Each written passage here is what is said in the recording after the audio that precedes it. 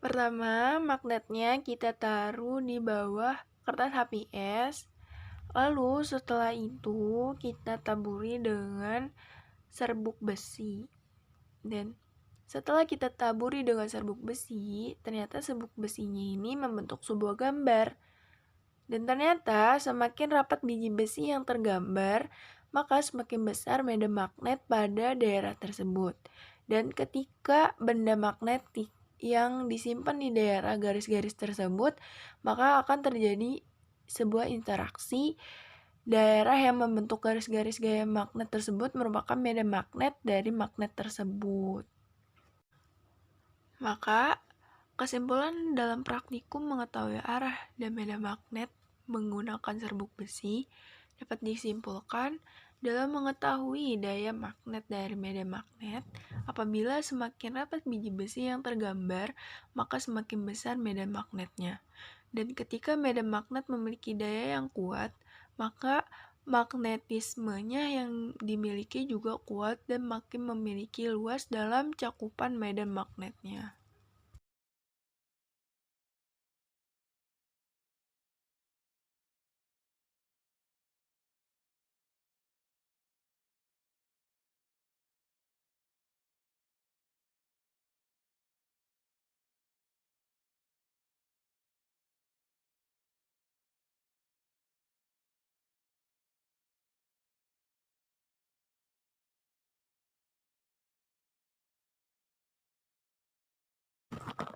Pada gambar ini merupakan praktikum percobaan yang pertama yang menguji apakah cahaya merambat lurus.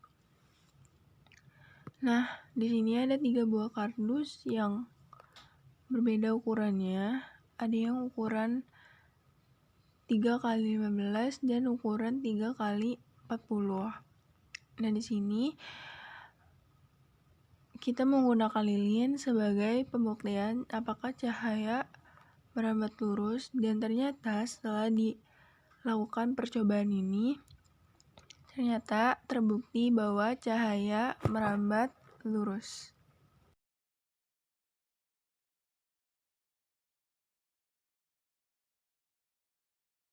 Pada percobaan sifat-sifat cahaya yang kedua, di sini terdapat benda bening yaitu plastik bening dan lilin. Nah, di sini plastik atau benda bening tersebut ditaruh di atas lilin.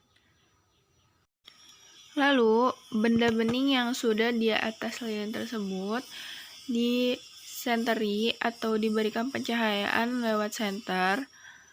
Dan ternyata setelah dilakukan percobaan, benda bening tersebut menjadi bolong. Nah, itu menandakan bahwa cahaya dapat menembus benda bening.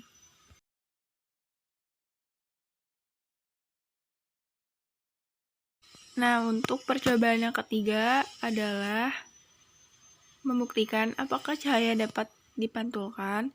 Nah, di sini terdapat sebuah cermin, lalu diberikan sebuah pencahayaan, dan ternyata cahaya dapat memberikan pantulan dengan adanya bayangan dari cermin tersebut. Maka setelah melakukan 3 percobaan sifat-sifat cahaya, maka dapat diberikan kesimpulan bahwa dari hasil pengamatan yang pertama menunjukkan bahwa cahaya atau lilin atau senter dari depan rangkaian kardus yang sudah diberi lubang sejajar, cahaya dapat merambat lurus. Dan pada hasil pengamatan yang kedua, bahwa menunjukkan cahaya lilin atau senter yang melewati benda bening dapat terlihat, sedangkan pada benda yang tidak bening seperti kardus, cahaya tidak bisa menembus, sehingga dapat disimpulkan bahwa cahaya dapat menembus benda yang bening. Dan dari hasil percobaan yang ketiga, yaitu dengan cermin, nampak bahwa cahaya senter yang diarahkan ke cermin datar dapat memantul.